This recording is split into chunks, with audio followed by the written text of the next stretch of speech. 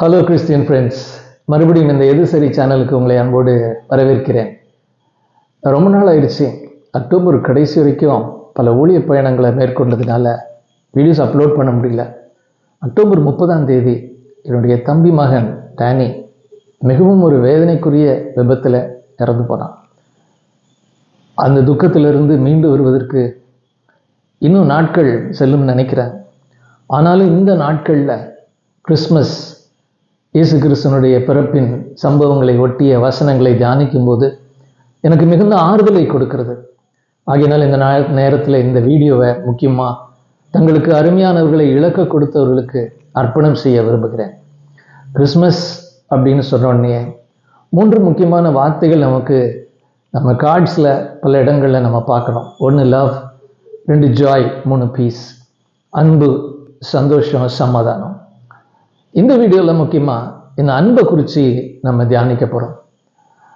அன்பை வர்ணிக்கிறதுக்கு ஒருவேளை நல்ல ஒரு அழகான வசனம், தேவன் தம்முடைய ஒரே பேரான குமாரனை விசுவாசிக்கிறவன் எவனோ அவன் கெட்டு போகாமல் நித்திய ஜீவனை அடையும்படிக்க அவரை தந்தருளி இவ்வளவாய் உலகத்தில் அன்பு கூர்ந்தார். இயேசு கிறிஸ்துவை பிதாவாகிய தேவன் பூமிக்கு ஒரு அன்பு அளிப்பாக கொடுத்திருக்கின்றார். இயேசு கிறிஸ்து தான் இந்த கிறிஸ்மஸினுடைய அன்பளிப்பு. அப்போ இந்த இயேசு கிறிஸ்துவை கொடுத்த இந்த சம்பவம் ஏன், எதுக்கு, இந்த வசனத்தினுடைய பொருள் என்ன அப்படின்றத நம்ம தியானித்து இதிலிருந்து ஆறுதலையும் பலத்தையும் விடுதலையும் நம்ம பெறுவதற்கு கர்த்தர் நமக்கு உதவி செய்வாராக. இந்த வசனம் நிக்கோதேமு என்ற ஒரு மத தலைவன் கிட்ட இயேசு பேசுற சம்பவத்தில் இருக்கு. அந்த மத தலைவர் அவர் எப்படி யோசிச்சுட்டு இருக்கலாம் அப்படின்னா, தான் ஒரு நல்ல ஒரு நீதிமான், பரிசேயன், மோசேயினுடைய எல்லா நியாயப்பிரமாணத்தினுடைய கட்டளைகளையும் சரியாக பின்பற்றுகிற ஒரு நபர், மற்றவர்களுக்கு வசனங்களையும் வார்த்தைகளையும் சொல்லிக் கொடுத்து வழி நடத்துகிற ஒரு தலைவர்.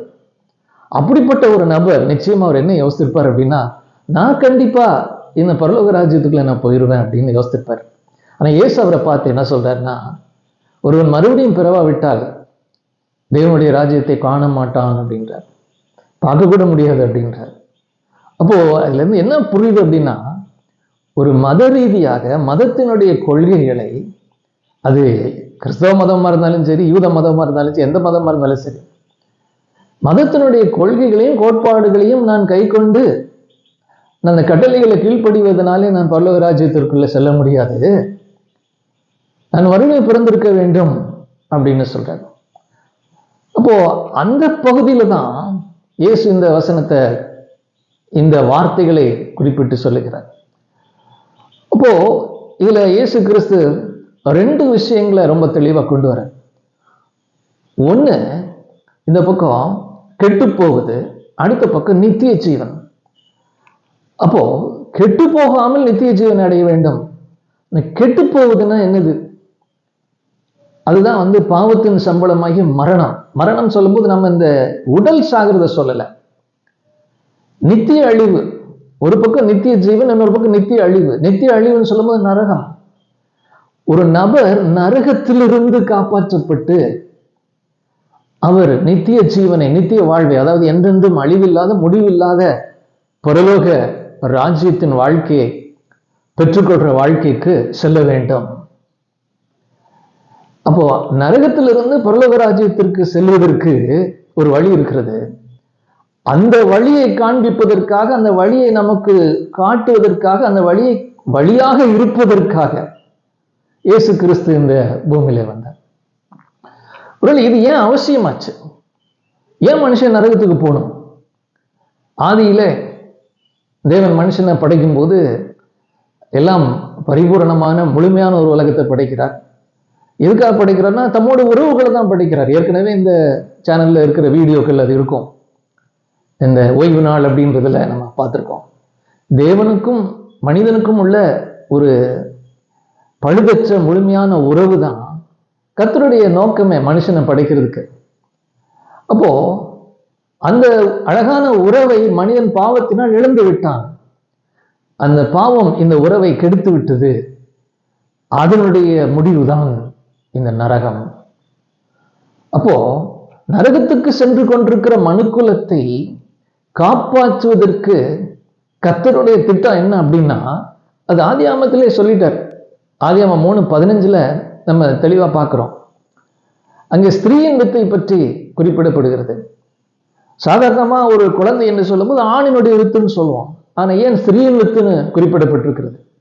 ஒரு கன்னியினுடைய வயிற்றில் தோன்றுவார் அப்படின்றதுக்காக அந்த ஸ்திரீயின் வித்துன்னு சொல்லப்பட்டிருக்கிறது. அந்த ஸ்திரீயின் வித்தாக கன்னியின் வயிற்றிலே தோன்றுகிறவர் அந்த சர்ப்பமாகிய பிசாசனுடைய தலையை நசுக்குவார். அப்போ இந்த தீமைகளை எல்லாம் அகற்றி, இந்த தீமையினால் வந்த சாபங்களை எல்லாம் நீக்கி நமக்கு மீண்டும் பரலோக ராஜ்யத்தின் நல்வாழ்க்கையை கொடுப்பார் அப்படின்றது தான் இந்த ஆதியாகமம் 3:15 சொல்லப்பட்டிருக்கின்ற அந்த கன்னியின் வயிற்றிலே தோன்றுகிறவர். அவர் தான் இயேசு கிறிஸ்து. நமக்கு தெரியும். அப்போ இயேசு கிறிஸ்துவை விசுவாசிக்கிற ஒரு நபர் நரகத்திற்கு செல்லாமல் அழிவில்லாத நித்திய வாழ்வுக்கு செல்ல முடியும் அப்படின்றத தான் இயேசு இந்த இடத்துல வர்ணிக்கிறார். அதைத்தான் நம்ம விசுவாசம் அப்படின்னு இந்த இடத்துல குறிப்பிடுகிறார்.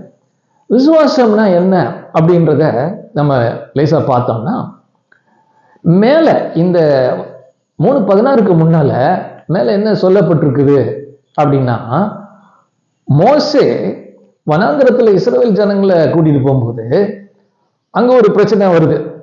மக்கள் எல்லாம் முறுமுறுக்கிறாங்க. அப்ப கர்த்தர் தண்டனையாக பாம்புகளை, சர்ப்பங்களை அனுப்பி எல்லாம் பாம்பினுடைய விஷத்தினால செத்துக்கிட்டு இருக்கிறாங்க. அப்ப மக்கள் மோசைகிட்ட ஓடி வராங்க. மோசை கர்த்தரிடத்துல புலம்புகிறார். கர்த்தர் ஒரு வழியை சொல்றார். நீர் வெண்கல சர்ப்பத்தை நீ செய். இந்த வெண்கல சர்ப்பத்தை கம்பத்துல தூக்கி வச்சிரு. அந்த வெண்கல சர்ப்பத்தை பார்க்கிறவர்கள் இந்த பாம்பு கடி விஷம் அவர்கள் ஏறும் பொழுது, அதை பார்த்த பொழுதே விஷம் இறங்கி அவர்கள் பிழைத்துக் கொள்வார்கள். அதே சம்பவத்தை தான் இயேசு இங்க குறிப்பிடுகிறார். என்ன சொல்றாருன்னா, சர்ப்பமானது மோசையினால் வனாந்திரத்தில் உயர்த்தப்பட்டது போல மனுஷகுமாரனும் தன்னை விசுவாசிக்கிறவன் எவனோ அவன் கெட்டு போகாமல் நித்திய ஜீவனை அடையும்படிக்கு உயர்த்தப்பட வேண்டும்.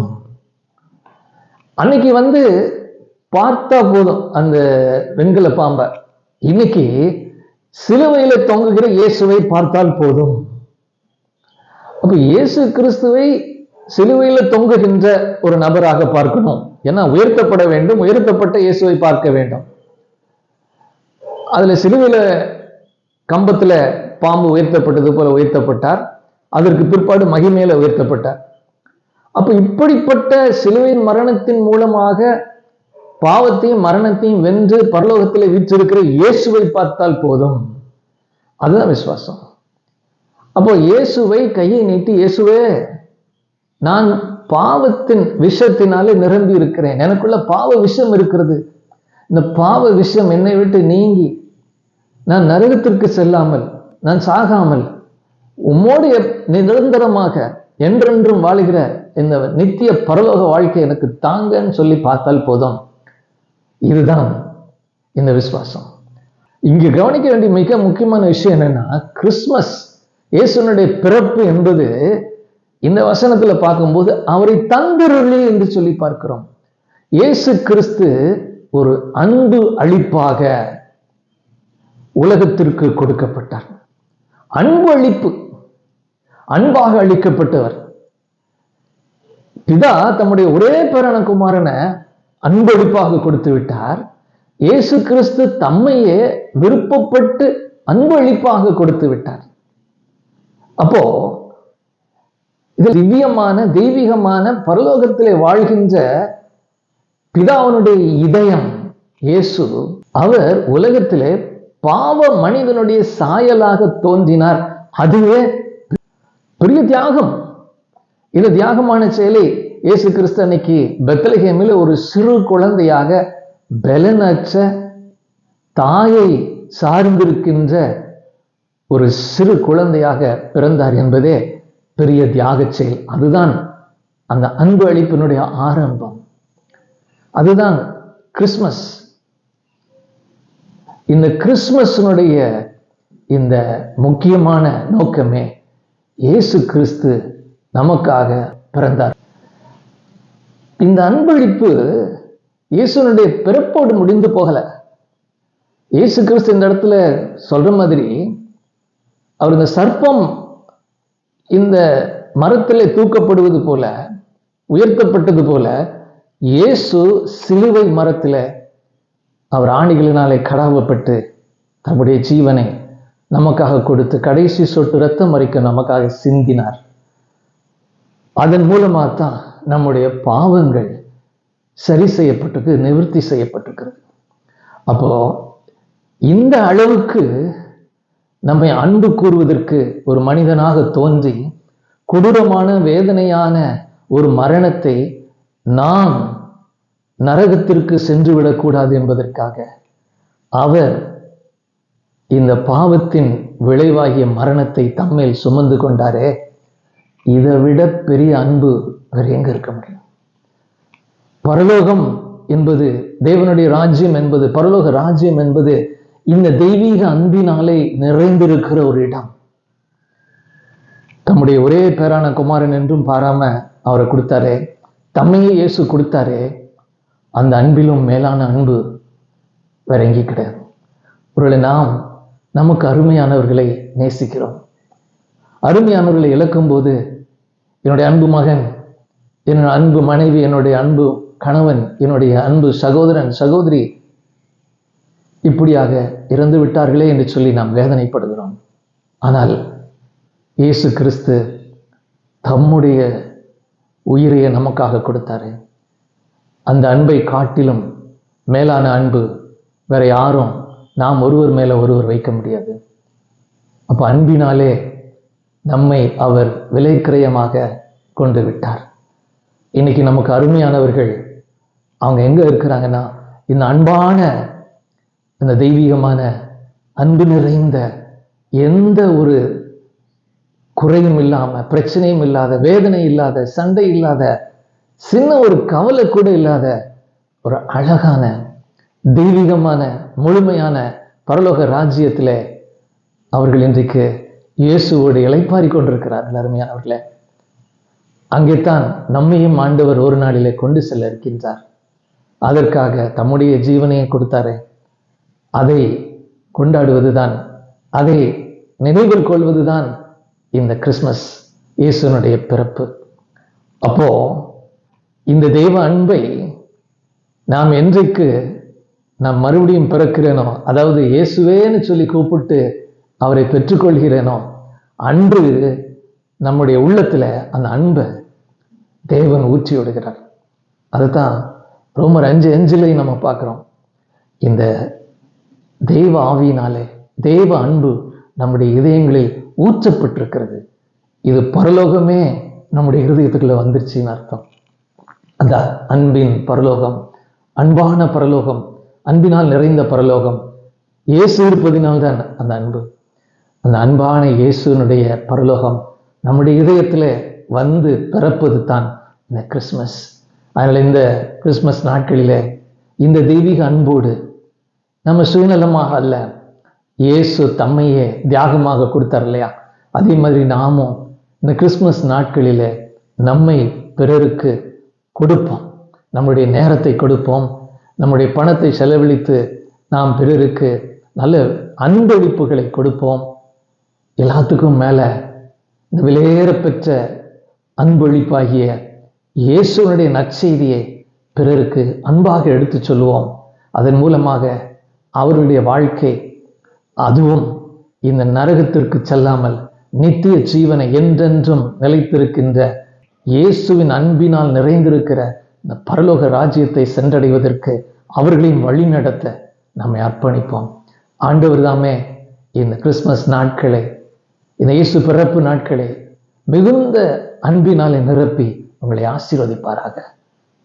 எங்களை நேசிக்கிற நல்ல ஆண்டவரே, உம்முடைய தெய்வீக அன்புக்காக நன்றி தகப்பனே. நீர் ஒரே பேரான குமாரனை எங்களுக்காக அனுப்பினீரே.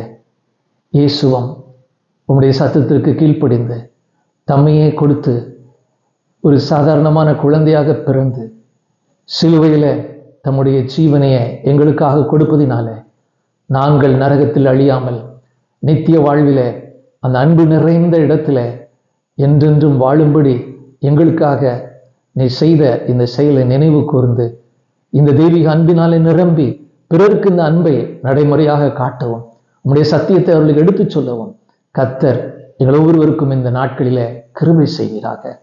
ஒவ்வொருவருக்கும் இந்த நாட்கள் மிகுந்த ஆசீர்வாதமாகவும் ஆறுதலாகவும் இருப்பதாக. இயேசுவின் மூலம் ஜெபம் கேளும் நல்ல பிதாவே, ஆமென்.